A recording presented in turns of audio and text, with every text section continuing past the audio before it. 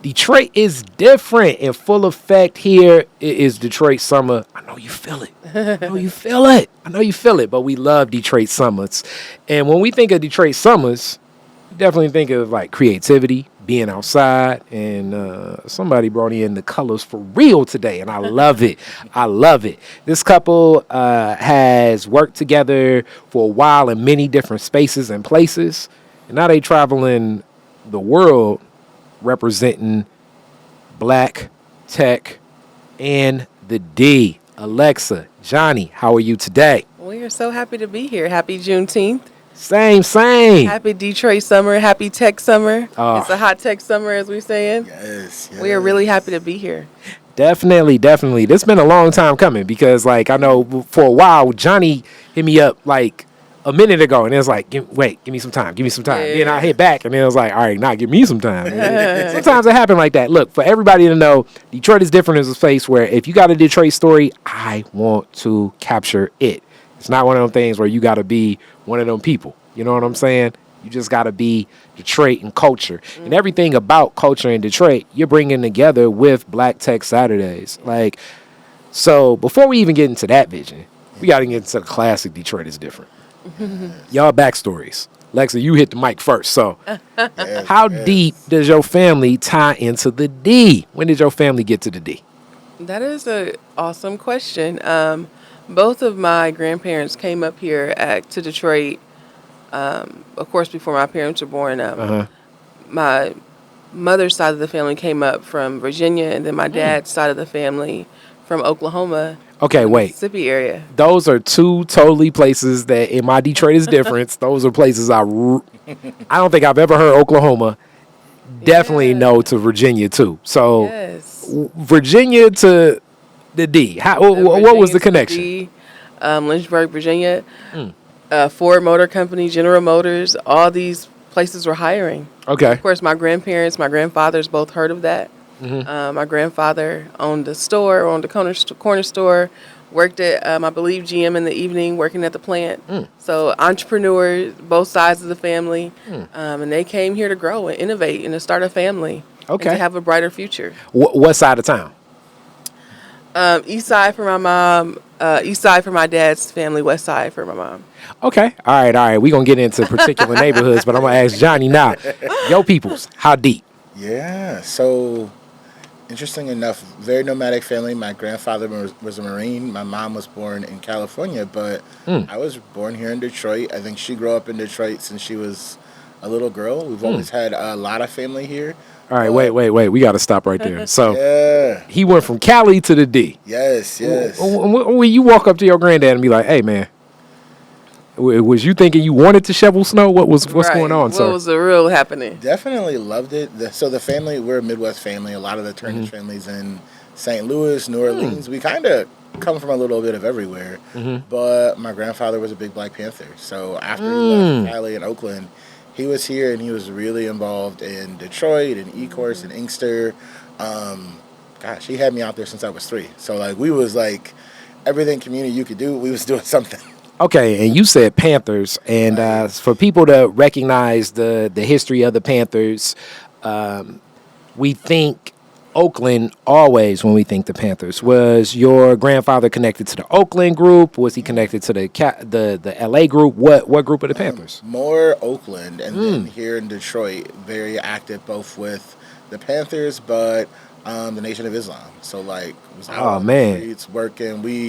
When I say we were shoveling snow, raking leaves, and selling fruit, newspapers, incense, it was like, nah, we've been doing a little bit of everything, but always feeding the community, always helping the community.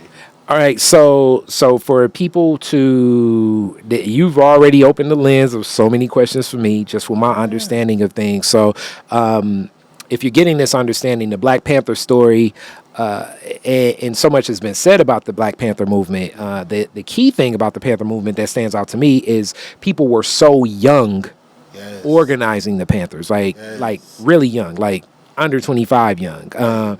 And that movement around the Panther energy really kicks up at a fever pitch as people were looking at the teachings of Malcolm X or El Haj Malik El Shabazz. to frame things, and then you're bringing it also back home to the Nation of Islam, which is founded in the city of Detroit, which I don't know if so many people know that, like right over here, like not far from me off Linwood, you know what I'm saying? So like those roots connecting. So it's like your grandfather was like, I don't mind shoveling snow if I'm with my people, because he went from, as I call it, like Oakland. It's a lot of black. Oakland and Detroit run very parallel in culture and black folks and all types of, stuff and styles. So from there to here, which that's definitely a connection, and that the relationships of the of community and struggle are strong. So now, like I said, I gotta ask the entrepreneurship angle. Running a store in the day, working the shift at night. Where was the store? You mentioned East and West. Now we got to get into neighborhood. Right. So my grandfather's store, I don't know the exact location. It did burn down in a fire. But it was not only like a corner store, but it was a butcher shop as well. So they sold meats, anything you can eat, lottery, liquor, everything was there. And so my grandfather, he had a different type of spirit coming from Virginia and coming up here, and he wanted to support his family, and so he had that in his heart. And so I saw it just from both sides of my family, and then of course my parents also worked together for over 30 years, and so I've been able to watch this process and this journey of creating something and innovating for quite some time. Okay. All right. Now, where we at neighborhoods? I love some neighborhoods. I know them by high schools usually. Yeah. So what neighborhoods? So I'm a help her out with Alexa.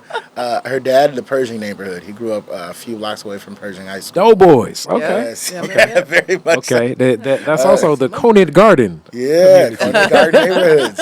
And her mom, I want to say it's like 6 Mile and Meyer, 7 Mile and Meyer area, right off of the freeway. Yep. So still down McNichols. Well, McNichols does. McNichols is kind of like Outer Drive if you really ask me. It's like, but I don't know how. Very much so. They from both sides, the opposite sides of 6 Mile. Okay.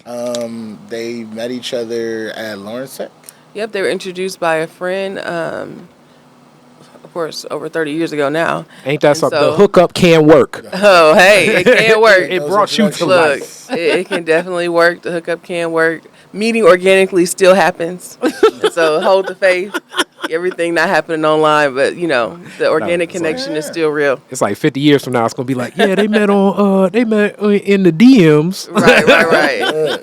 I do want to add though, for Alexa's grandfather's story, not only did he run the store and the plant, he kind of pioneered loaning black people money for like zero interest, low interest, helping cash checks. That store it wasn't just a store for them, but it was a bit of an economic anchor. Like people could come and give money, get money, he'd help them out, and it was just like he ran credit.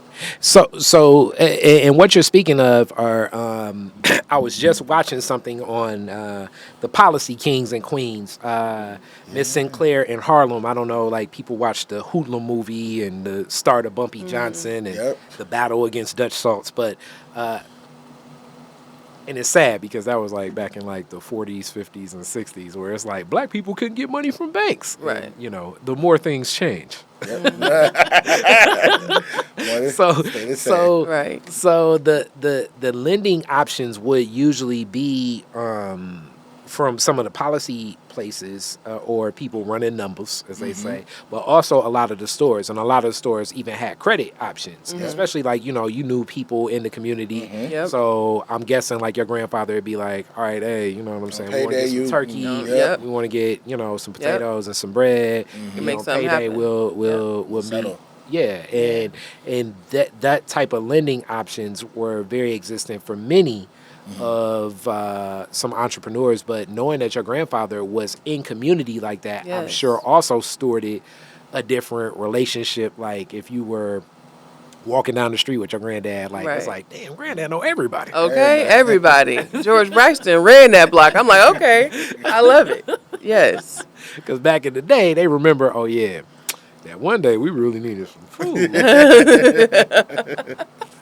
Mr. Braxton was there. Right. And so that's good. And in that same form of community, when we think of the Panthers and the Nation of Islam, I believe the lens of militancy and the revolutionary works are exalted most.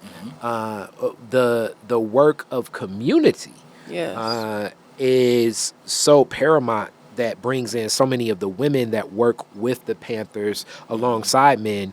But we think of Head Start exists because of the Black Panther Party as a national program now, and the food programs for children, because another one of those is like, more things change, more they kind of stay the same. Of so many children are relying on meals, and the Panthers provided that.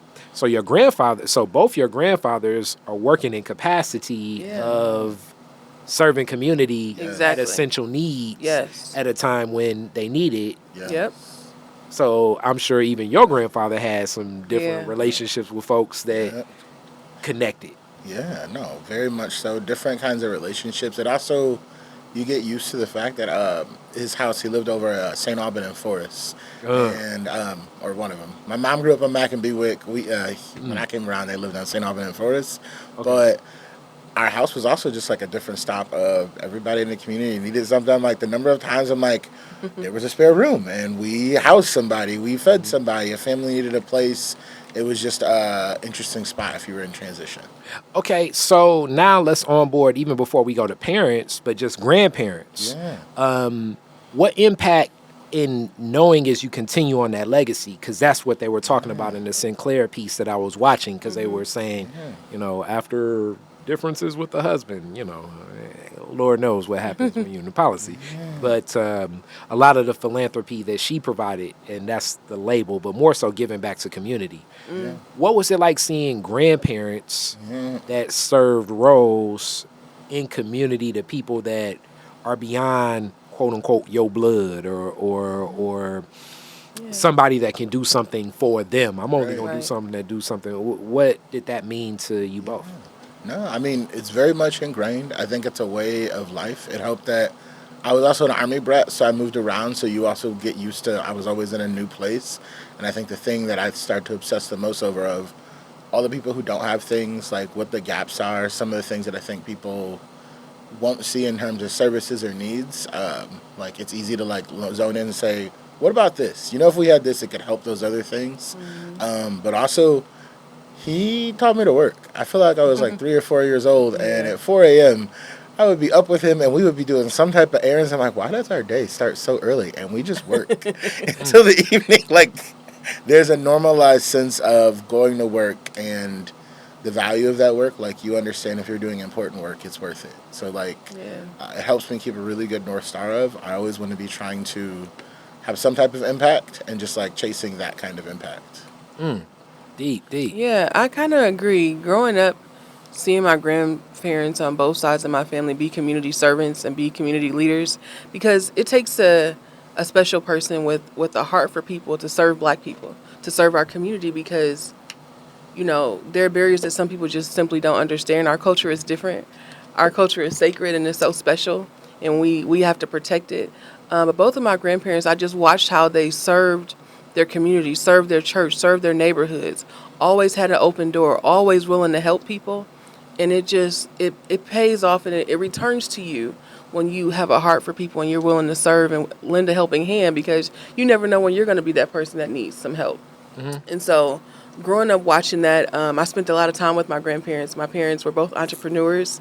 And so growing up, we didn't go to daycare. We were at my grandparents' house growing up. And I just got to see on a daily basis how they served at church, how they served one another as partners, because both of my grandparents worked together. My grandmother was at the store doing all the accounting, and then my grandmother on my dad's side was also they were in true partnership. And so I got to see that growing up, and then as we transitioned into both of our parents, who are also both entrepreneurs, and just how to lead in community, how to serve with your heart, and how to also just lead in a way that maybe people haven't seen before. So we both, I feel like, kind of got there early on and was able to see some awesome examples on how you can have impact and how you can serve your community, but also be in partnership. All right. So with that being said, I definitely, we definitely about to venture into some mom stories and some dad stories. Let's do it. You say entrepreneurship. Mm-hmm. Entrepreneurship. We going there. Let's do but it. Before we go there, man, you said Army brat. Oh, yeah. What was it like being a kid on the Army base? Because I've gotten different stories from a lot of people. What's an Army base kid life like? So, well, it varies by base, but the best example I give is when we were in Fort Stewart and Hinesville. It's like a city within a city. You don't have to leave the base for most things to an extent. There's a movie theater, there's grocery stores. We were on a base that was meant for families to live on, but it also, your perspective on diversity. The family to our left was like Vietnamese, across the street was white, then you got Korean, Mexican. I'm like, our neighborhood, every other house was a different race from a different country. Most of the kids that I went to high school with, we were all transplants from around the world. So you, like, your friendships are in different places. Even at the end of high school, I'm like, we all kind of know, hey, so once I'm legal and I don't have to just go where they tell us to go, you're either going to the military or we're all going back to where we came from. So we attended my 10-year reunion in summer of 2022. And it was like, oh, it's so different because none of us are like here. Like us coming back is really coming back from all over the world, but it's exciting. I think it's refreshing. You also get a different perspective on a lot of different issues. You see immigration differently because you have soldiers who've joined from different countries and their families are transitioning where it's like the dad is the only one who speaks English and this whole family has just been dropped off on a base. You saw some of the military spouses who were like scared to leave the base because they're like from a small town and they're like, I've never been anywhere and now I'm here. So my mom actually, this is when it gets deep into the service, my mom became the FRG leader, which was like, she was in charge of the families who were still here when the soldiers deployed. So we had all the gatherings for the family, for the moms. We did walks. We did frozen yogurt outings, just things to keep the families together. So more work in community. More work in community. And because everybody was so many different places, it's like you were forced to build community because the basics of childcare, housekeeping, emergency contacts, I'm like, you might be 1,000 miles from your nearest relative because you don't choose the base you go to. Like, you might get to make recommendations, but when we went to Hinesville, Georgia, we didn't really know other people. So we were just like, small town in Georgia. It's about an hour and a half to Savannah. And it's like, the interesting thing, we had to get a car repair, and the mechanic told us, you need to put that you're an Army spouse on your license plate because they still lynch people over the next county over. And there's just this different reality. We're from Detroit. We're like, what happens? You know, that was the first time my mom ever actually decaled and decked out her car. Said Army spouse from the front to the back. I would have as well. Because it was just like, oh, you need to show that you connected to something not from around here because it's different. And that is also another reality of the good old Georgia. Look, and I got family from Georgia too, but you know, like Georgia is a whole lot more than Atlanta, even though Atlanta has a lot of influence on it. But if you're wondering, it's like, who in the world would vote for Herschel Walker? Yeah. Look. Sometimes you find out, them red dogs, as they say, boy, you that red clay. Yeah. That's something right there. It's like, especially casual conversation. Hey, they bunch of people over there, so right. You just like wait a minute, right? Wait a minute. Like, you gotta talk on that one right there. We can't we ain't gonna fast forward that one. Let's rewind. Yes. Look, we got a lot of interesting family safety conversations on. Hey, we're new. We don't know anyone. Let's start figuring out where everything is, and knowing what's going on around us. Like, we don't know the history of some of it, but we were in more of a rural Georgia. So we weren't in the Savannah, we weren't in the Atlanta. It's like, you could get there, but it's a lot of back road driving, there's nothing for miles, so. Yeah. So now, like, man, that's heavy. Man, and I was just going into the entrepreneurship thing, and thank you for giving that peek into culture.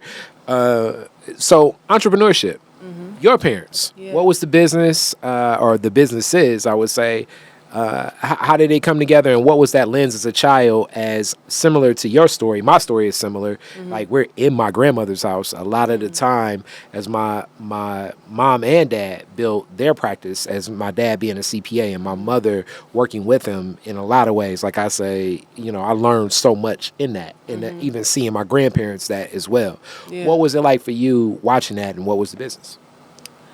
It was pretty inspiring growing up, witnessing something that you know is powerful. Like, even though I was a child growing up, I knew that my parents were doing something significant that was meaningful to our community, to the black community, and that it was impacting lives of black families around the whole Metro Detroit area. So my parents were in real estate and have been in real estate and mortgage lending for over 30 years. Since I was born, they had been in real estate, and then they decided to come together and actually open up their own office. After I was born, they did that, and so they opened up their own office, and so I see them grinding it out, figuring it out while they still had full-time jobs, and then they started their office, and then when it was profitable and of course generating revenue, they were able to do this full-time and leave their jobs at Blue Cross and Chrysler, and so they were able to come together. And they had one of the largest real estate offices, housing black agents in the Detroit area. And then now they still have their office in Southfield. But growing up watching how, black people, how we come together, how we interact, how we conduct business, especially around real estate, was pretty amazing. I kind of feel like, reality TV is a big thing now, but I'm like, if cameras could be in that office back then, the Kardashians wouldn't have nothing on it, because it was just an energizing space to be in, seeing people work together, going out to appointments, how to interact with people. I learned all of that so young because it was normal to me. It was normal to be around people. It was normal for me to see people conducting business, seeing how you communicate, how people serve others when they're having professional relationships. I learned all these things because I was just consuming it every day, 24/7. And to me, that was just my normal life. All right. And Right. as you speak of real estate, okay, a couple things, and I applaud that too, because especially my granddad. Oh my gosh, like it would be so boring when I was a kid. It's like I've told these stories before on here. Like, I mean, looking at him meet with the accountant, meet with the attorney, Exactly. All of sit these through things. arbitration. Yep. And Lord knows, it's like I'm an 11-year-old. I don't want to sit through arbitration. And it's like, oh yeah, one day I'm gonna be in an arbitration, so I need to know how to navigate said stuff in mediation and. Knowing how to communicate and talk for yourself and things like that. Powerful. In real estate, though, it's one of the toughest businesses because it's so you're a salesperson. You're a salesperson working And you're on commission. exclusively like a salesperson. Like when people say, "Hey, I'm in the real estate," no, you're a salesperson, but you're also a business person, and it's so vital of like learning those dynamics of body language, human behavior, staying calm, going in there, Solving walking problems. people through, getting the match, and so the real estate transitioned so much after 2008, and it's I think gonna transition again soon, sometime. But even before then, a place like Detroit, such the housing stock and black home ownership, where now I gotta meet your parents and talk to them about this. But what was it like seeing so many black folks buy houses in it? I have to ask this question because right now, when you go to other places, people are like, what are you talking about? Like Detroit's black ownership housing stock, like for so long, like right now, I applaud what Mary Waters did with creating a renter's commission in the city of Detroit, but it was kind of not needed because home ownership was so prevalent in Detroit. What was it like witnessing so many of these families purchase homes? I witnessed the beauty of home ownership is a true beauty, especially for the black community. So I worked in my parents' real estate office, and then when I turned 18, I got my real estate license for myself and actually started helping them, because I had my license and then had, of course, a deeper understanding of how everything was working. But growing up and being able to see black people just have this pure joy of home ownership, seeing the families come through right before the closing and do the final walkthrough, it was so beautiful to see that we could achieve joy through home ownership. But it was also on the other side because we had contracts with all the banks, for example, Fannie Mae, Freddie Mac, where there was a lot of foreclosures happening and black people were losing their homes. So I got to see both sides of that and how there's power in home ownership, there's power in owning something, there's power in bringing the family together to purchase a home, because I saw that too and saw the different ways that you can use lending for your benefit and get home loans. And I got to witness a lot of things at one time.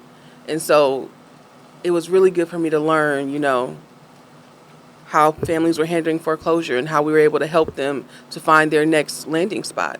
And then people who were just starting over, who had never purchased a home, and Black people were able to get low interest loans to be able to get their families into these homes. So I got to see all of that at once, and it really just helped me to gain a perspective of, no matter where you are in life, you do have options. Knowledge is so important. Access and information is important, because if you don't know that you have these options available, different loan products, when you're going through foreclosure, that there are options available, then you need that information. So that's what I was able to learn. How did your parents keep their cool in like such a volatile industry? Because you're right, you're living off commission. Oh yeah. How did they keep their cool? Just like how did your mom keep her cool? How did your dad keep the cool? Right. And then collectively, connect with one another through this. Right. Not only were they working on commission, they were sending 4 kids through private school, and so they just had the power of partnership is something that I can't really explain enough how important it is. If you and your partner, and it don't have to be, Johnnie and I are married, so of course we in partnership on a whole another level. But even if you have a business partner, who you choose to be next to you and around you along your journey is so important. Because as you're navigating commission, sometimes if a property doesn't close and the closing doesn't happen, that check will not be there. So how to navigate savings and how to navigate giving capacity around yourself so that whether this particular closing happens or not, we still are going to be okay because we have measurements and things in place to that one thing won't hinder everything from keeping going. I learned that early on. And what does that look like?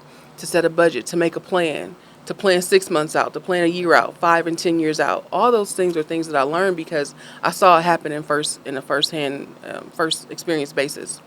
And so I think that was just really important for my journey to see them grow and develop and keep their partnership at the center of what they were doing and lean on one another in ways that they may have not before.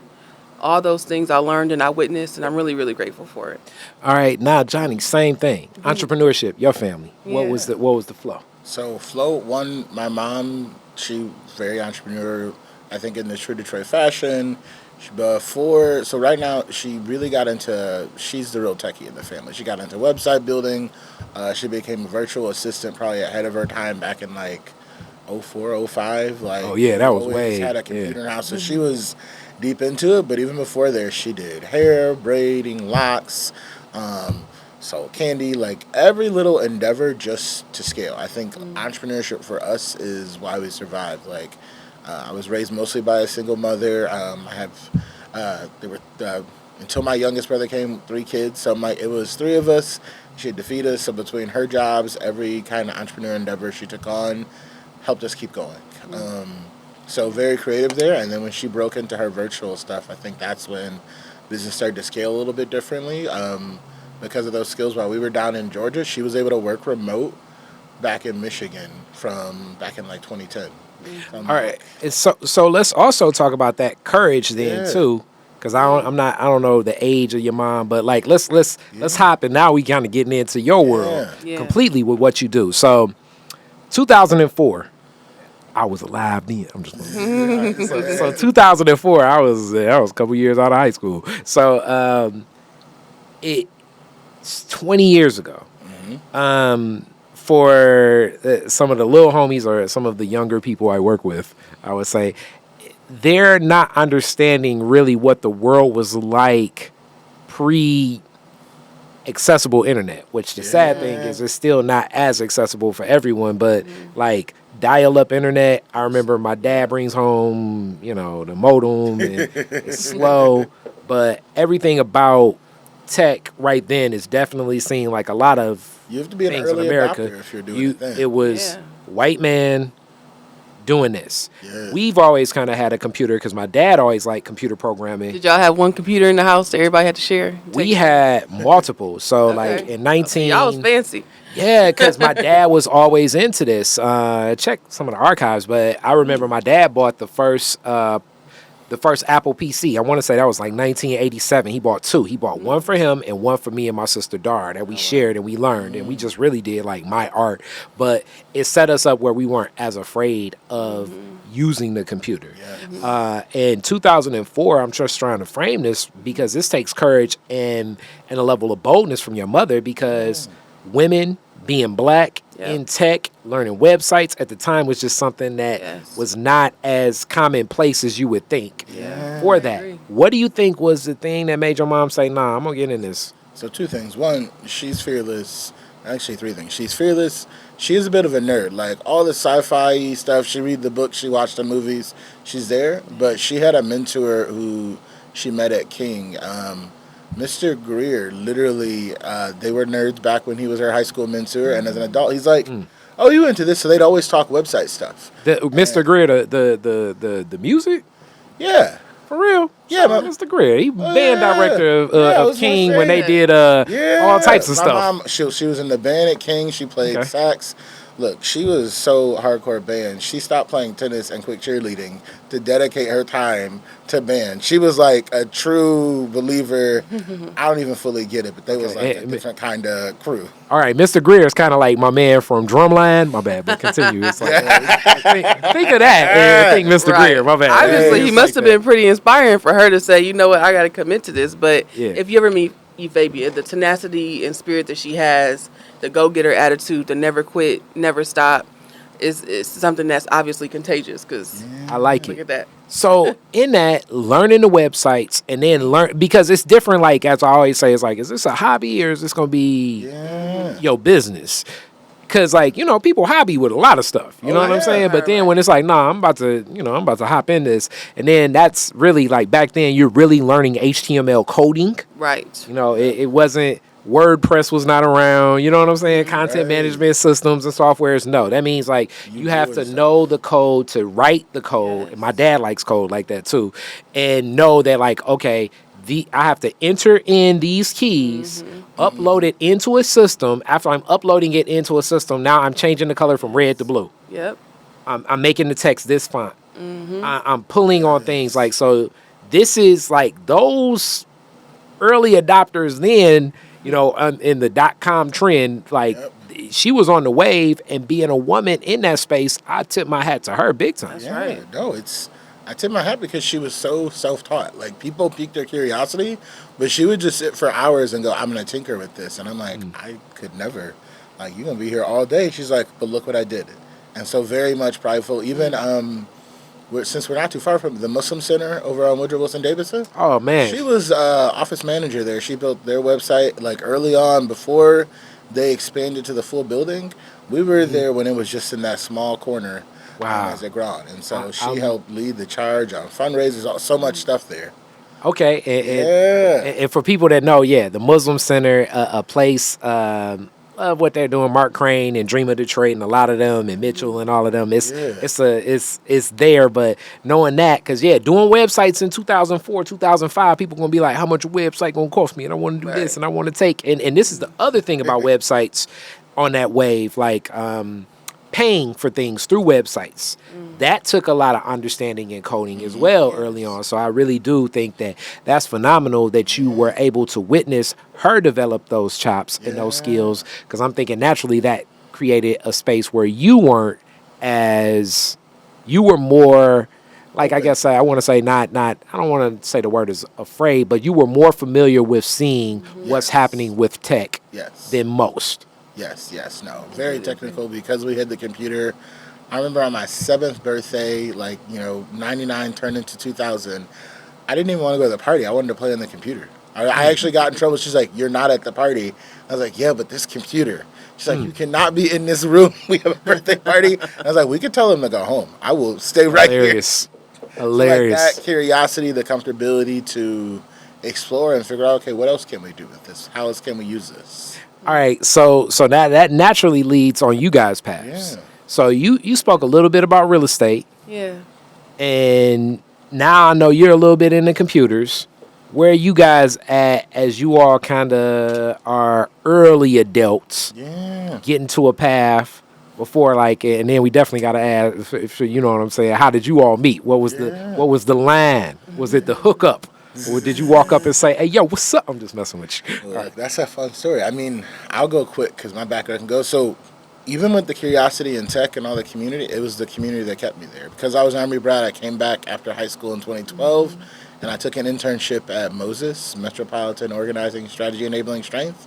Doing, I was their kind of voter registration, civic engagement intern. Okay. I worked with churches, youth groups. You were the guy out there.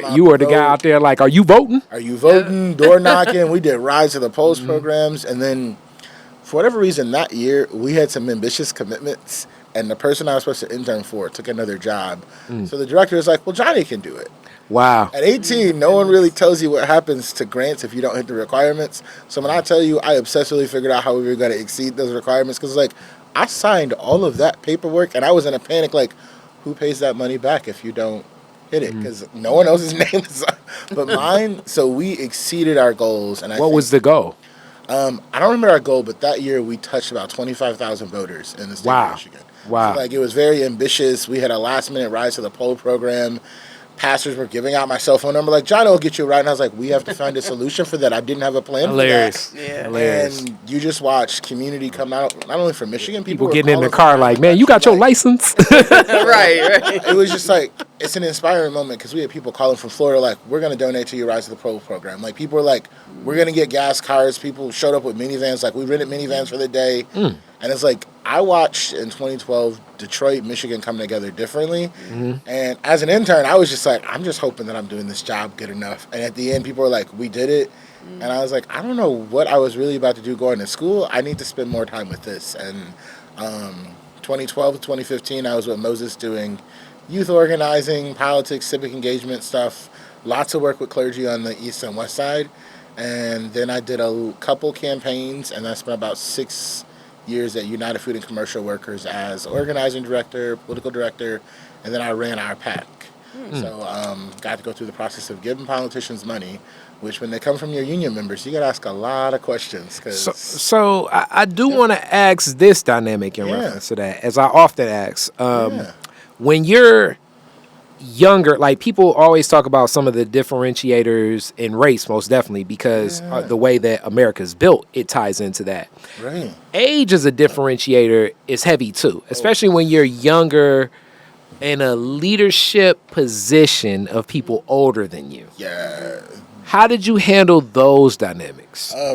I'll be honest, I think at this age now I can say as best I could, because there's definitely people that we probably like rubbed each other the wrong way, because I'm like a little on the perfectionist side with, oh, the work has to be this way, so there'd be times where I'd be telling elders, well, I think you're wrong. And, you know, in the church community, in the black community, you're not supposed to tell your elders they're wrong. So there were definitely times where my boss got a call, "Who is this kid you have over here telling us we're all wrong?" And I was like, I was just trying to say that if we want this... That's not the phone call, Johnny. This is the phone call. This is the phone call. Oh, you know, I'm being the phone call is the phone call is like, I've been doing this since Dr. King. Yeah. I've been registering voters since before his mama was alive. Right. How he gonna tell me? Right. All the lots of interesting That's the phone call. which you learned. And the best thing I did is in 2013, I went to Reverend Sidney Griffin over on the east side. He was a couple blocks from Pershing. And I was like, look, I'm not going to lie. I'm probably doing a lot wrong, so I need a mentor. And we spent probably one day a week together for a year. Wow. And he took me to talk to other clergy. He kind of talked. I would just shadow him. He's like, you got to change how you're dressing, boy. Like, he changed how I dressed. We would do meetings, but he would also, in the kindest way, we would go knock, and I'd be in the rooms with all the biggest pastors having breakfast, just learning from them in terms of not only how to work with them, how to also give them confidence in. It got to a point where they were okay if I were like, hey, let's do it this way. And I spent probably a full year with the Council of Baptist Pastors, just like helping them do community engagement. And they were like, I was an unofficial member of the Political Action and Social Justice Committee. Like, they let me like really help them with plans. And so we really got to, one year we did about 21 town halls where we got all the churches across them to say, hey, why don't we do voter education different? We don't have to really endorse yet. Let's just bring a bunch of people in the building and let's talk about it. Let's like really listen. and lots of fun times, but you learn to get used to that, where a lot of the people on my team who had to pull together were older than me, oftentimes had grandkids my age, and I would be like, I understand that. Let's do it. So I know how to balance that space to be in leadership without this, like, I don't need to be the boss. However we get this job done, we can get it done. You can be the chair of this committee. I'll be your secretary, whatever we need to do to get this through, whatever's the most comfortable for you. And so being comfortable, like, sometimes you lead from up front. Sometimes I'm going to sit in the chair and I'm going to follow your lead to guide us towards whatever the goals we're trying to do. So those are some heck of a skill sets and personalities, because at the time I knew, and Lord knows they knew me, because David Alexander Bullock, because I'm guessing this is the time when Sam Bullock was leading the Council of Baptist Pastors, rest in peace, or Bishop, Pastor Bullock, his father, David's father, that passed on, was leading that, and it was like, oh, that rapper guy is always with him. So I was a rapper guy, but definitely the dynamics of that is that gives some interesting stories into like the culture of a Black Detroit, legacy Black Detroit that you're picking up, and at that time, and even today, some of the dynamics. So this is the other thing why they look at like that rapper got crazy. So the dynamics that kind of exist for people that don't understand is the Council of Baptist Pastors is an organization of a lot of the Baptist pastors that come together in Detroit and the Metro Detroit area to a degree, but more so Detroit. The tough thing about this, as the organization has grown, as time has gone on with this organization, at one point in time, like the Council of Baptist Pastors, like, I mean, like 2098, like an endorsement from them, basically, you might as well say, you want whatever you want to get. Look, they're the reason Bill Clinton got Detroit. Yes. Whereas now, the dynamics are this. I think we have two big factors, and now we're not talking too political, but one, a lot of the people that go to a lot of the churches are not residents of Detroit. Yes. So in local elections, these people aren't voting or can't vote, because the people that support a lot of the larger churches are people that live in suburbs. And then some of the people are just people that have addresses outside of the city because, they don't want to pay, $700 a month for car insurance, So, like, the dynamics that exist as this organization has shifted, like, when we look at, like, social dynamics, this is a lesson in Sim City that doesn't exist, but it's definitely part of the culture that connects as we have new iterations and kind of what you all are building with Black Tech Saturdays. Mm-hmm. So you gave that scope. Yeah. You gave a little real estate. Yeah. Did you stay in the real estate space, or did you say, all right, hey, y'all Johnnie and I have both lived about 7 lives. So I started in real estate once I came back home from Tulsa, Oklahoma, from college. Came back home, was working at the family office. Started working at Delta Airlines, was in aviation for 7 years. What'd you do with Delta? All different type of things. I was in customer retention and really how to make the customers happy. Okay, how many right up my lane? How many of your friends asked for your buddy pass? Everybody in their buddy pass, which is really not all that reliable form of travel to travel on that buddy pass. But of course, everybody asks. But my family and I were able to enjoy it for quite some time. And now I have to give you all the inside skinny of a buddy pass. A buddy pass is basically like you go as early as possible, and you hope that everybody that bought a ticket doesn't come, and then you will get the seat that's the worst, and you'll get a middle row somewhere. Non-revenue travel. It is not for the faint of heart. I'll tell you that. But it's a lot of people that have lived off the buddy pass. Yeah, on some buddy pass. Mm-hmm. So Delta. Worked for Delta, and then start working in nonprofit work, housing retention for the city of Detroit. I worked for a few different nonprofits there. And then Johnnie started Even Score, which is our tech company where we help you build community around your cause. And Black Tech Saturdays was one of our first pilots. And it just so happened to blow up. It just shot out of here. Yeah. So, all right, now we want to get into that. Yeah. But before we get into that, how you guys meet, who's who, what, break it down. We have the most organic story of how people meet, and that's why I say to always keep hope alive. But I was in LA visiting some friends for a birthday. Johnnie was on a work trip coming back home. 1 second, time out. So y'all weren't even in the D. Ain't this we were something? Not in Detroit. This is serendipity. We were in St. Louis on the layover. Oh man, it wasn't even in LA. She was in St. Louis on a layover coming back from LA. I was there for like an organizing like trainers conference, and she happened to sit with my coworkers. This is the fun. On that trip, I decided I was gonna probably quit my job and leave Detroit. So I didn't sit with my coworkers. I actually ended up having dinner with some random business guy I met at the airport. I come back where my coworkers are. I see a seat in the middle of them. I was like, oh man, they saved me a seat. This is, what am I thinking about leaving them? Turns out it was her seat. Hilarious. They saved me a seat. So this woman walks up as I'm sitting there. It's like, you're in my seat. And I look around like, no, these are my coworkers. They saved me a seat. You got Right. So we had beef before we knew it. Oh, man. The gate agent, though, thought I was creating a bigger commotion and was like, go stand back there. And I was like, am I getting kicked off the plane? Just stand back there. See, a buddy pass was about to happen. A buddy pass was about to happen. I was going to be in need of Somebody was about to have a lucky day fooling with us, but we were flying Southwest where you don't pick your seat. So since Johnny got sent back to the back of the line, once he finally got on the aircraft, the seat next to me was the only one left on the plane. So he had no choice but to sit next to me. So time out. So it was already like a little bit of tension. tension. Where it's like, oh. Right, here she go. And you looking like, oh, this guy. Weirdest part, though, she's in the front row, and there's 2 seats open. I was like, why did nobody else sit next to this girl on this plane? And here I come, like, I'm like, all right, I guess I'm sitting there, but how come nobody else sat in the front row? This is the best seat, you would think. Right. I sat down, and we both put our headphones in. And Said nothing to each other the whole flight. Whole flight, not a word, not a peep. And as we're landing, I look over and say, hey. I'm like, oh, hey. Because I was like, we didn't talk the whole flight. I can at least be cordial. We about to get off the plane. So we landed, and I say, hey. And he's like, oh, hey. When she does the oh, hey, and I see her phone, we were listening to the same song, and I was like, wow. Oh, this girl.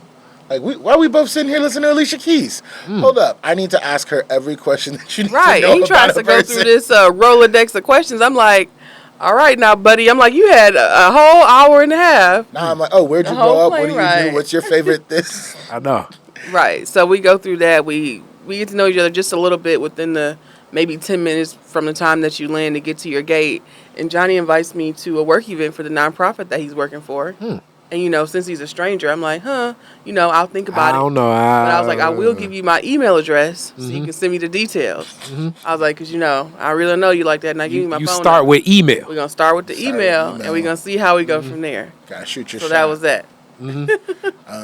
So did you put some sauce on that email, or was it just invitation? I really did try to be convincing. See, he put the sauce she on. didn't respond, and I was like, No, So I followed up. I'm like, I think I followed up on a Wednesday later. I'm like, happy hump day. Kind of need to know. Put some more sauce on. Yep. Okay.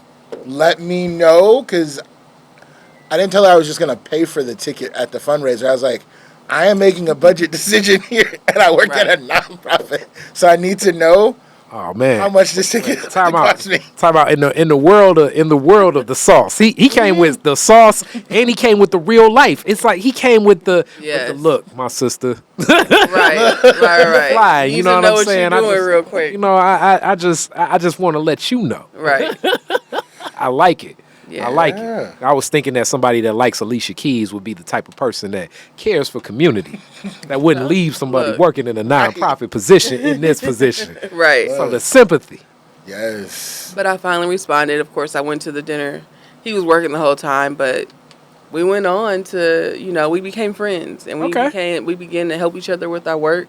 And we were friends for 7 years. 6 years. 7. Yep, and then we finally started dating right before COVID.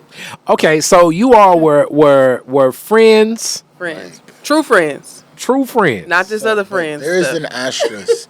Okay. The asterisk is that Valentine's Day we ended up going out when we first met. Yep. So it was supposed to be a work meeting, but Alexa showed up with a huge folder, and then she spent the whole time talking about non-work things, and I was like, I'm not really sure, because at this time, the hard piece is Alexa's a couple years older than me. At the time, based on what she described, I was like, oh, you're a full adult. You can go to LA for 2 weeks on vacation. Yeah. I'm a broke nonprofit kid. I Hilarious. just turned 20. Hilarious.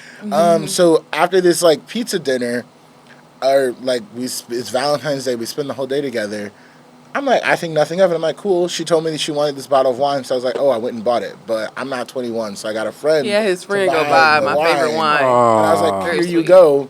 Oh. She calls me. She's like, what are we? And I was like, Well, it wasn't like a where are we like Hilarious. demanding. Hilarious. It was kind of more It so seemed of a my little curiosity. scary. I was like, let me put some boundaries Hilarious. on what exactly we Hilarious. have going on here. So I was like, curious minds want to know. I'm like, I just need to know what you thinking here so that I could properly I said, make sure we I stay met on you track. 30 days ago. I just met you. She's like, okay, we'll always only See. be friends. And I was like, all right, like, sounds like we need some space. She's like, no, come see me Tuesday at my office. I like, see, Like- hey, that, Well, see, I put the guardrails. I'm like, are we gonna be friends? And I can live with that. I'm like, we're gonna be But- friends. We're gonna be cool. and from that'll the be guy, that. from the guy angle, as always, I don't know. We are Like, people we just living a human experience. Right. It's like, okay, pin a man down for nothing. Right. Yeah. So I was like, that ain't gonna work. I was like, we could be friends. We could be I cool. like it. I was like, obviously, we enjoy each other's company. Yeah. We enjoy being around each other, hanging out. I was like, I can live with that. I was Mm-hmm. like, if you can, then we gonna be good. So a couple months later, I was like, oh, I figured out what we could be. We should get married and be a power couple. We could start a business. We could change the world. Mm. Came with a presentation, like a whole list of why Oh, we should be see? together. Based on More how she sauce. communicated, I was I was like, like- oh, I have to be very clear on what I want.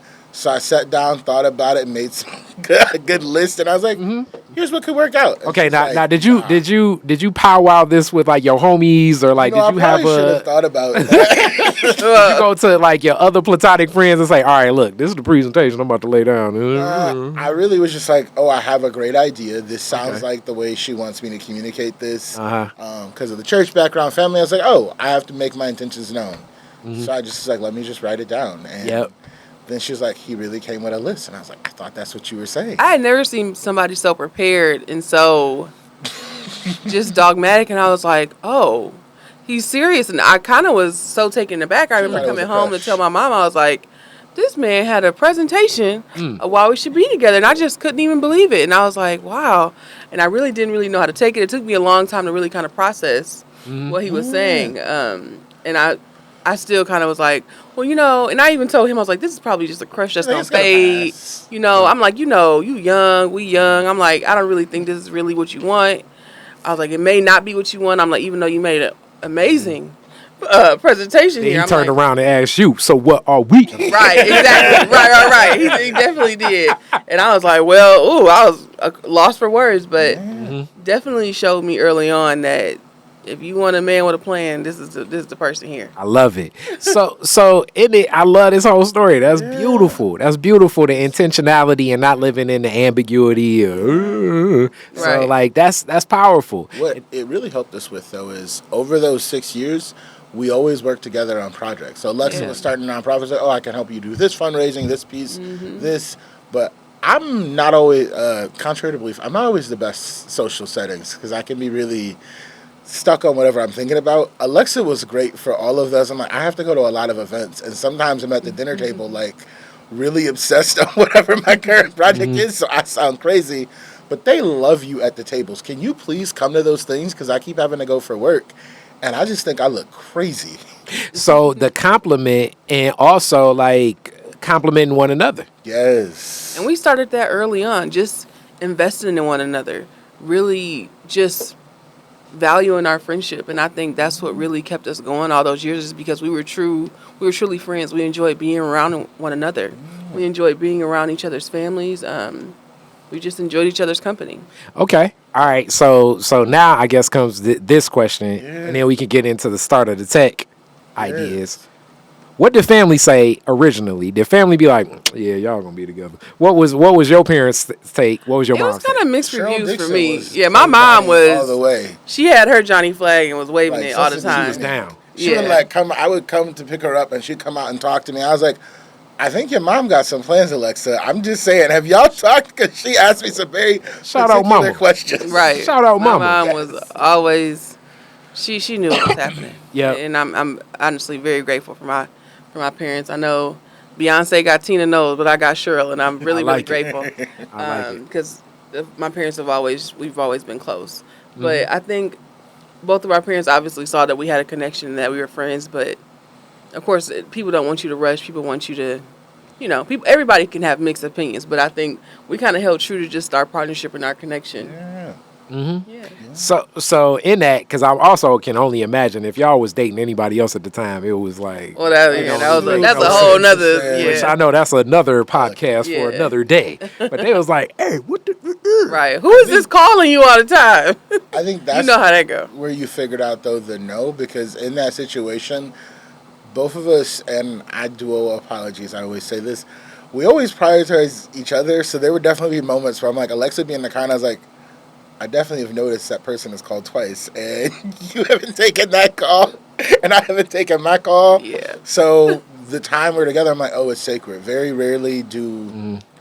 It was usually just us. Like we go out with groups of people, but we go out in a group of it would just hang out. It'd be Alexa and Johnnie. We would just be stuff. I went to her 25th birthday. We were there with all her family, all her friends, and I was like, how did we spend the whole night together in Red Oak? This is like your people. And we was just always together. So another thing I think that I saw in my grandparents and my parents, and I'm sure you probably saw this with your parents, is the visions. I was kind of talking about that with Regina Ann Campbell before this. Like, as an entrepreneur, the ideas and that creativity. So sometimes I think people take like entrepreneurship and put it over here as if like it's so stoic and this. No, it's creativity and expression we're bringing to life. And having a partner, I've seen it, like that makes that dream, even if they're not all the way there, but they're patronizing you enough to like bring out and challenging at the right times the reality, as opposed to just looking at you like, I had a dream last night, right? So I'm chilling with Superman, and then Shannon Sharp walk in the room, and then we start talking to Holly Berry. But I'm talking about like Holly Berry from Risky Business Holly Berry. And then we turn around and we start flying on the ocean, and people look at you like, this guy is crazy. You know what I'm saying? Kind of like, as you say, like you at the table thinking about the project and these ideas and manifestations, because the creativity that pouring in and envisioning what it looks like can be tough. Yeah. What was it like bringing to life the tech idea to business, and then how does Black Tech Saturday come? So in the beginning, it was the drive. I think George Floyd was a big motivator for a lot of us for different reasons. We had just started dating, and Alexa's dad, her grandma, were very high risk. So George Floyd was the first time in probably 6-8 years that I wasn't on the front of a movement. I wasn't out in the streets. And I lived in New Center. And I was like, Alexa, I can literally hear protests, and I'm not going. I'm not doing enough right now. I'm just not doing what I should be, especially my position with the union. We had invested in so many tech platforms, and we were doing so much around the country. I was like, and I'm kind of just sitting here. Like, I'm insulated from it all. I need to do more. And at the time, Alexa's sister was dating someone who was deep into product building, and he really started to help me peek into the tech world and the venture world and go. And I was like, I think you can scale change with tech. I think based on how it's supposed to work, we can have a big impact, but we need to do things that empower the difference between. I think there's always this top-down approach, and then sometimes there's a bottom-up. And I'm like, you kind of need a both sides and figure out how you really meet in the middle. Because everything that we're experiencing post-George Floyd, I was like, this is what's going to happen. We're going to dump a whole bunch of money. Then we're going to pull back because we really don't know how to measure, was that money a good use? What's the benefit? How do we keep it up? How is it crossing? And so I went down that rabbit hole. And as we were jumping into tech, we started to get traction. I got very bold and was like, I'm going to give it a year. I'm going to leave my job. And in a year, if we haven't got to a place where we think it makes sense to continue, I found a couple backup jobs, and we'll start over. We're young. We'll figure it out. 2 months after that process, I was like, Alexa, things are getting a little busier. We just won a pitch competition, and I had an opportunity to go and just check out a bunch of other ecosystems. I was like, you should do this with me. I'm not saying you have to commit and be a co-founder, but I'm going to need help. And truth be told, I'm like, Alexa always makes me better. I can get a little mad scientist, crazy hair, widen the eyes, and people are like, I don't know. So I'm like, Alexa, we need your help, and like to also make sure I'm not insane. And that was October 2022, and we got started, and we got to go and see both more about the greater tech industry, but around the country, how black communities were coming together in tech and what was kind of missing from Detroit. Because all they really do when I look at Houston, Atlanta, and Silicon, I'm like, it's so much about culture and creativity. The walls around entrepreneurship, how we do it, whether you're a tech founder or a small business, I'm like, none of that matters as much. It's just about creating something and doing that thing and supporting it. Our journey into tech, I'm like, it was, I think, easier than most because of some relationships we had. We were able to raise venture capital. We were able to break into some doors differently. But every founder that we talk to, whether they be from Detroit or around the country, I'm like, how does every black and brown founder have the same story? How is all of us feeling this like hurt and we're just stuck? And, you know, I didn't think there was a tech ecosystem in Michigan. We were about to leave Detroit once again. We're on this like pivotal, we're going to leave home, go find something different. And I really started working with tech founder Darren Riley. And the more and more we talked, I was just like, I don't think it's just us feeling this. Like, I'm hearing the same story from everywhere. What if we just started to bring a few people together and let's see what happens? Yeah. And So Black Tech Saturdays being like a project or program of what was already going to be the change components of it. And then as you start bringing together community around people interested in tech without the barriers of like, you know, can you, you know, what experience do you have in coding and all of that? More so on the idea of creativity leading builds community as the denominator 100% for so many of the numerators. So for you all, let me go a little nerd. So technically in building any community, you definitely want to figure out what do we all have in common? Right. And then as you find the commonality, hence the denominator, taking you all back to that mathematics, second, third grade, you may have been falling asleep like I was sometimes. Then that's the number on the bottom. You share it. And then the number on top can be different. How did you start as this starts pooling and you get more energy? Because right now it's got an energy where it's South by Southwest. So many different people have connected. Where I've seen performance artists, community activists, politicians, business leaders in tech, business leaders in development, business leaders in fashion. Like so many different people connect. And then even people like Asha connect, like with Trip Slip and, you know, like just different creatives. How do you continue to steward this community and ride the wave of the energy now? Because you say what started in 22. Oh, so BTS started, we started April 29th of 2023. So a couple things happened for us. One, we got Doug Song as like a mentor and advisor, and he really started to break things down.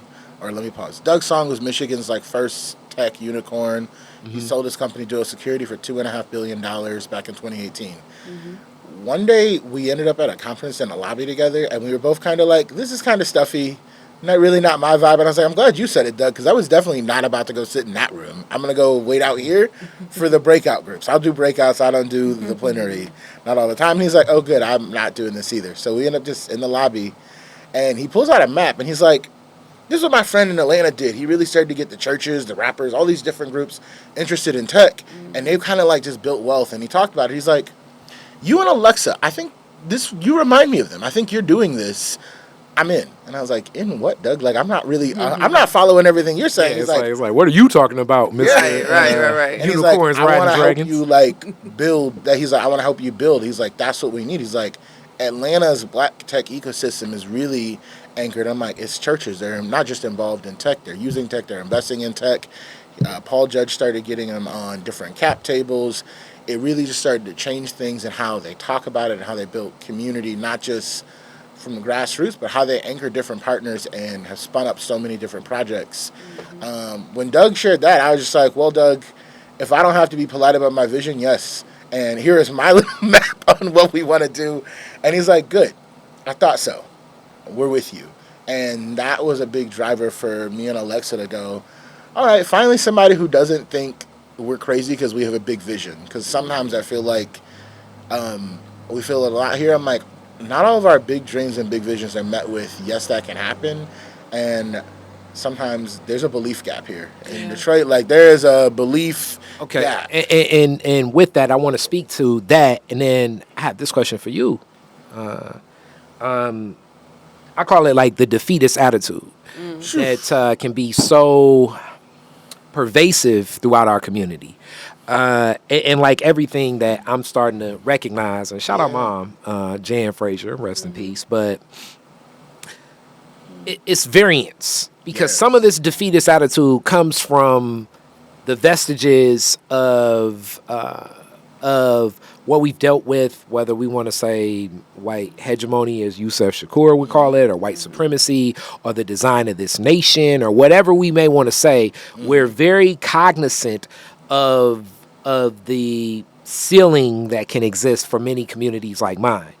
Like most people even come to the studio, like we're in the hood for real. People be like, damn, you got all this in the hood? Yeah, man, where would it be? That's my perspective of this. And this defeatist attitude becomes so pervasive because we're so fixated on like, damn, this person didn't do this. This person didn't do that. Like almost like everything that's negative. Like, like when, people, you put up a picture on Instagram and it's 1,000 great comments and one person says, oh man, why you wearing that shirt? And then it's like, oh man, people hating on me. Like this, it's all levels of reality, like where it's real, but it's also conceptualized to the point where it can atrophy so many people in communities like ours. And that defeatist attitude of like, oh man, you shouldn't think that big. You shouldn't try to do that. Like who gonna support that? Right. You want realism, but I think sometimes when we're brainstorming, like usually myself and like a Suzanne or whomever, I'm like, I like creativity because it oozes more creativity. I want to move past those limitations, and then like we can come back to those limitations at another date. But let's go as far as we can take it, and then we can see where it goes as opposed to just like capping it. And it's so tough because so many people just cap themselves at such a level of like damn near where it's like, damn man, you capped yourself there. And going on that journey to find the people that do connect, like Song is a classic example. Right. That's kind of how I at least do the craziness of Detroit is Different.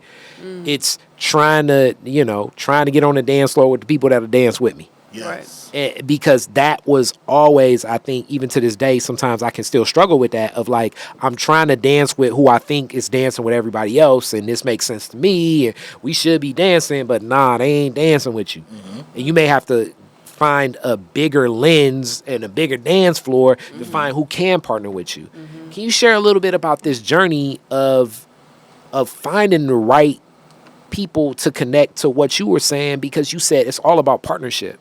Finding the right partners that see the vision, that pour into the vision instead of capping the vision. I think that's such an important factor to consider as you're building something and you're innovating on the ground level and you're looking for partners and you're seeking people. Who can I trust with this? Who can I trust with what's in my heart and what's in my spirit to bring it to fruition, to birth a new project? It's so important, and the ground level is important. So when you talk about partnership, you talk about who resonates with you. Is there synergy? And I think Johnnie helps me with this all the time. To start even thinking about partnership, a lot of us have to become better listeners. Because when you listen to someone and you let somebody just flow, you will be able to see pretty quickly if there are red flags, if there is synergy. Do we have the same beliefs, visions, and goals for what we want our future to be? And are we even aligned on even just a human level? Can we interact and just be ourselves? All of these important things that you can learn by simply listening, not be so quick to talk all the time, because some of us are just natural talkers and some of us aren't, and that's okay too. And so it's learning how to really allow someone to tell you about who they are. Let someone paint the picture. How do they paint the picture, and how do they tell the story about who they are, where they come from, and where they're going? When you can simply listen, it sounds simple. But when you're actually meeting somebody who you maybe, let's say you're meeting somebody who you've been looking forward to meeting for months, and you've been wanting to vet this person, you want to be in true partnership with somebody. But when you actually get next to somebody and can listen to them for a little bit of an extended time, you can find out pretty quickly who that person is and where they are on their journey. Is there synergy to even connect on this? Are they in a place where they can receive what I'm trying to do? Listening is so important because sometimes it's right in front of us and we're too busy talking to even understand. I want to add to that, as I'm definitely one of them talkers, and listening, and I look to strengthen my listening skill set over time. This podcast over 10 years has definitely done that. Yeah. And I hope that this experience, even this interview itself, as much as like I always tell people, it's like me, Detroit, and my guest in the room. Yep. And you're gonna get questions that you wouldn't get any other place. Yeah. It's a unique experience. I agree. Thank you. But with that, understanding, like even tonight, we're screening the video essay of a debt owed, not a handout. In this defeatist attitude, some of the things in our community is, I believe, the platform is so needed to talk because we feel that we've never been valued to. Yeah. Mm-hmm. So how do you have that space for that person that feels like they won't release? And you all have worked in community, so hey, you've worked a lot in community, because sometimes, you know, you do a community event and it'll be like, all right, now we got 30 minutes for public comment. And then the first thing somebody stand up, all right, so Yep. my mama and my daddy and it's like, yo, where are you going, cuz? You know what I'm Right. saying? So like, how do you even steward that? Because so many people want to talk just to get it out because they're not, Yes. they don't feel valued. Yeah. That's a good question. I think you have to lead, like I said, with listening. Sometimes people just need time, but Johnnie and I set apart time for the members of Black Tech Saturdays and the community in general so that we can hear them. Because like you said, when there's been so much hurt and trauma, and when people are always trying to devalue your work and your gifts, it's a difficult and it's a painful, it's hurtful. And that trauma can travel with you on your journey. And so we definitely try to listen to our community and set apart time for I that. think another piece is, so one, at every Black Tech Saturday, we have something called the Art of Connection. We just try to really walk everybody through this encouraging of building relationships with everyone in the room. Because the thing that like we hold true, in the beginning it was 5 of us in a conference room. At our peak, we've had almost 1,300 people out for a single Black Tech Saturday. We're only 2 people. Even the team isn't that big. But there are so many other people in the room who are very talented. Like, we try to do a good job of spotlighting, highlighting, elevating, and empowering everyone, where I'm like, there are entrepreneurs now who get together and have whole working groups that I'm like, that's the point. Like, you need to come and find your tribe so you all can start running together on it. How can you find people who you can collab with in a room where you're going to have somebody who has capital, somebody who has ideas, somebody who can build it? I'm like, go meet your people. Get some time to date these relationships and find like some soft ways to figure out, I'm like, is this a partnership you want to do?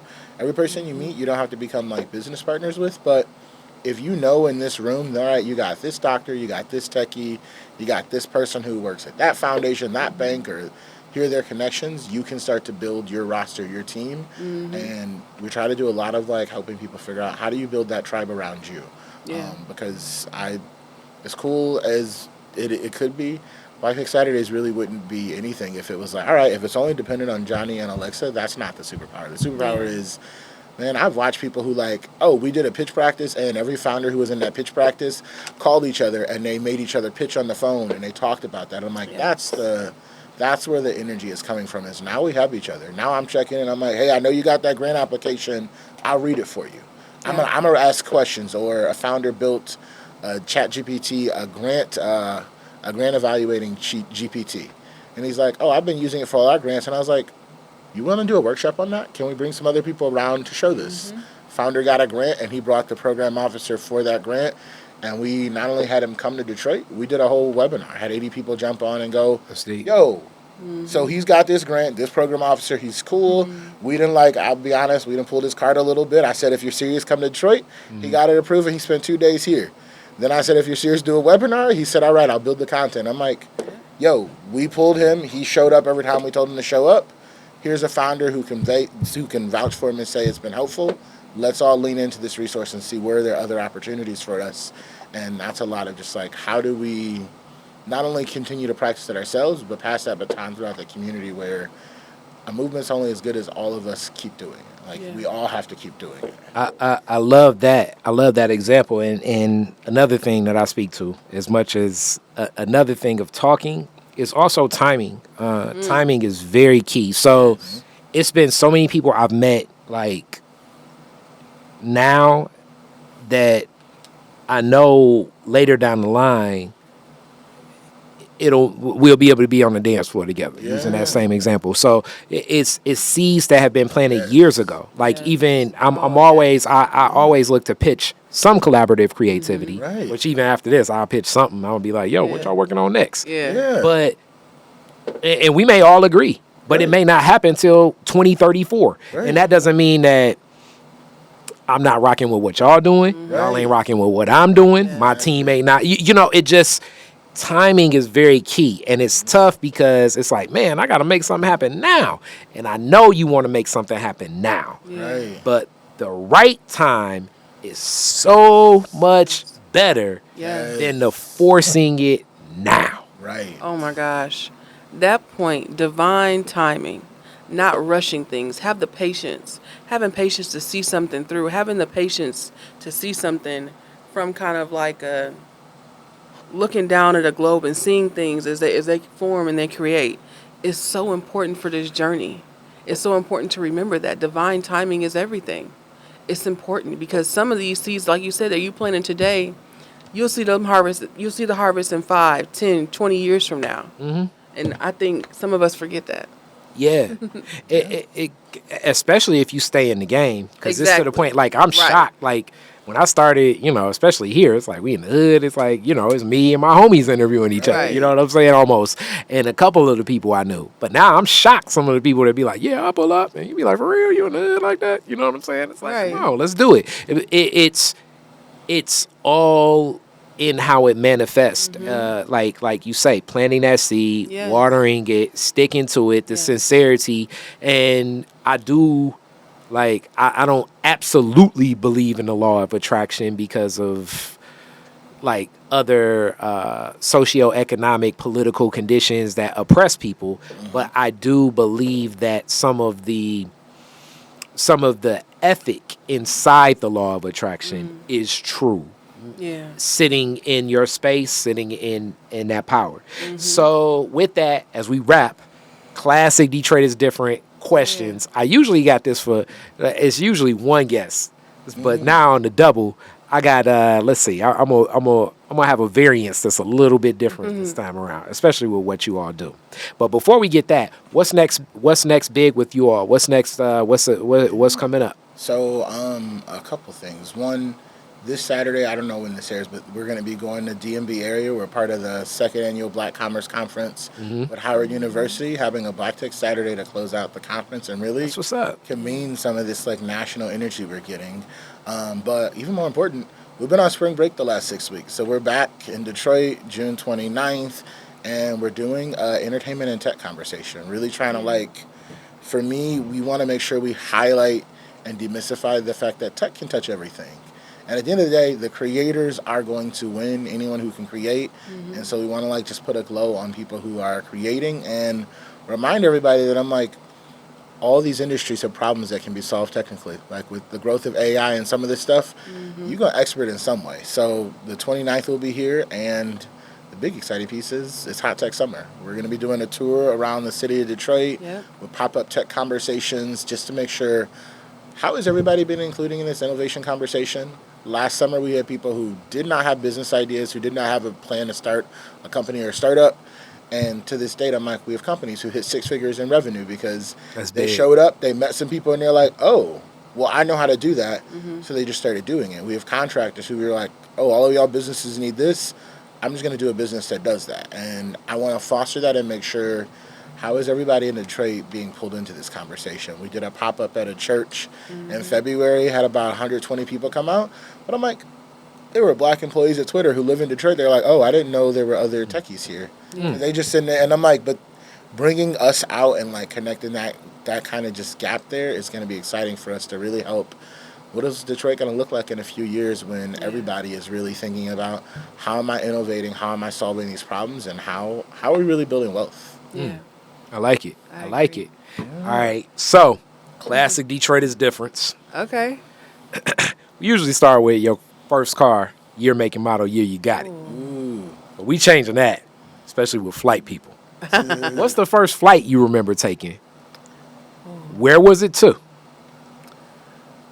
Let's That's a really, really good question. I think probably one of the first planes I went on was probably a family trip down to Orlando or something. When you timeshare people and you got, you always hopping back and forth. I think that was one of the first times I went on a plane. And that's exciting, when you got your gear on, a first family trip, that was always exciting for us. And so I always look forward to it. I think that was my first time. My parents had to help me, but I believe that's the first time. Okay, did you all just go to the timeshare? Did you actually get over to Disney World? We did go. We went to Disney. We went to Island of Adventure. We did the Orlando park life thing. Oh yeah, the whole Orlando family trip vibes. We definitely had a ball every time, and I'm really grateful that we had those experiences together because my parents were always so busy working. So when we were able to break away and have a moment together, it was always something special. I love it. I love it. I love that. All right, so this is gonna be news to Alexa. I'm sure I was on flights as a baby, but my first flight as an adult was actually the trip to St. Louis before I Wow. We always did road trips and trains. You were about to be about to be a buddy pass because you didn't even know flight protocol. Look, I literally that's also why I thought I was gonna get kicked off the plane. I had never really been in an airport. I was terrified. No. I was like, oh. Did y'all hit any turbulence? Well, for a person that don't fly, it's like anything is turbulent. It wasn't the plane that was scary. It's like, I really just don't know any of the rules. Okay. And I was an Army brat, so all I knew was like, you just can't say bomb in an airport. But I'm like, I don't know the rules. I don't know how to pack. So Alexa sitting there with her headphones on while they sit Right, there I'm like, sitting there. Everyone, look at this. And you sitting up there looking like, wow. Right. What is going on here? Right. What you mean, water landing? Time out. They need to change that term for real. Hey, water landing. Yeah. I don't know if I use that term, sir. It's like he's sitting there like, whoa. It's like, you not paying attention to this? And Alexa's like, you describing me to a T because I did not know you didn't have to listen to those things. And I was like, so we all, like, is this every flight? They do this every flight? You thinking to yourself like, yo, what's up with this flight? Right? Like, 1 second, I'm St. Louis to Detroit. I know Right. my maps. Ain't no water.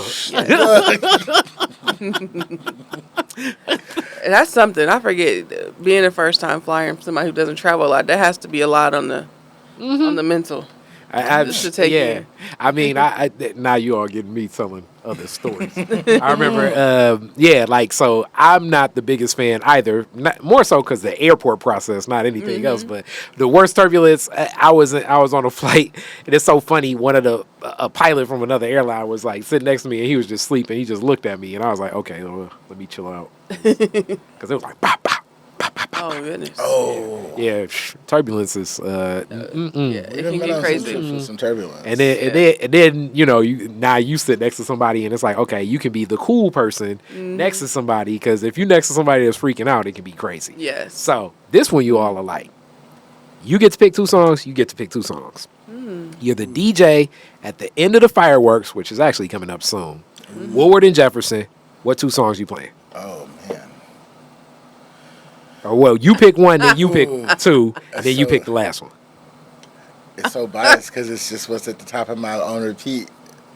It's okay. Just go ahead and say it. Oh man. I'm gonna just go ahead and the asterisk. I'm a really big sexy redhead. I have to say I unapologetic. St. Louis, look. It's like St. Louis is just connected to you. Oh man. This is shamefully so. I really just like it because I think it's funny. I currently like the You My Everything. I like that one too. It's good. It's a good It's one. fun. I think it's also hilarious. Drake rapped over his own beat. So Yeah. Hilarious. I love that one.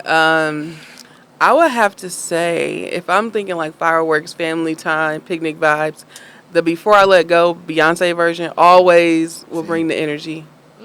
I love that one.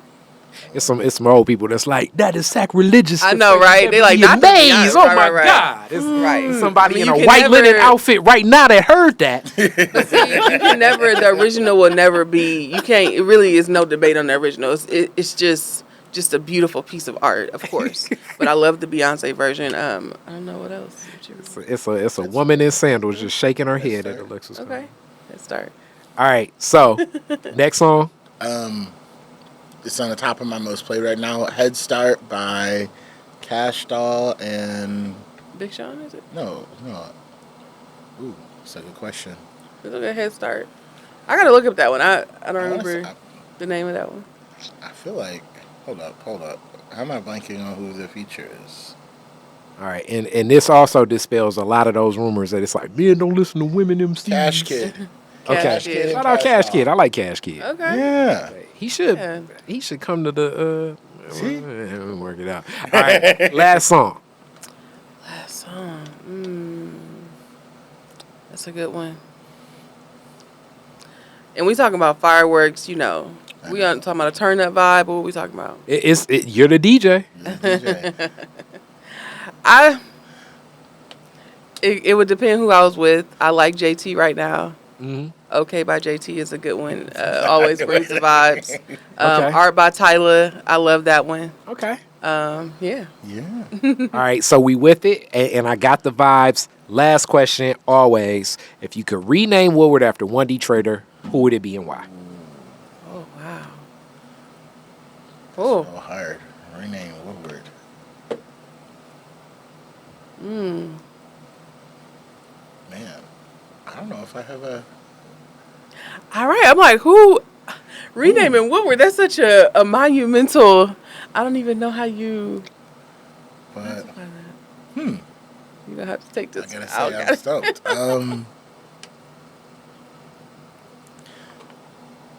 It's hard because like renaming like a modern day or like a. It is up to you. Ooh.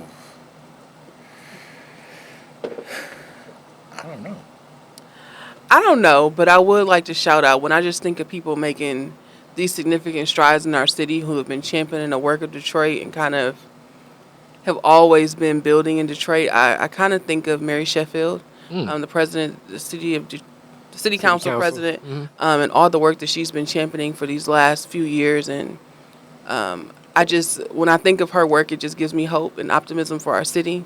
Somebody who cares for our city in such a way that she's committed to seeing it blossom like she knows that it can. And so I just think of somebody like her who's championing Detroit and holding our flag up wherever she goes. That would be generations deep. Yeah. That would go generations deep, that Sheffield name. Exactly. Dabo and so many other organizing things. Yeah. I don't know. It's so many amazing leaders in this city, but we can rock with it. Came to mind. We can rock with it. We can rock with it. You're the first one to do it, and I don't think you'll be the last one in our honor because Mary Sheffield does do a whole lot. City Council President, District 5. That's going to be my district. Right now I'm District 2. There you go. Transitioning over. But, you know how things happen in this city. Yeah. Thank you both. Thank you Thank both. you. This was fun. Detroit is different. Peace. Thank you. Thank you. Detroit is Different is where you get information, artistry, history, music, and even comedy. Detroit is Different, a home for the culture of Detroit. Visit online at DetroitisDifferent.com today.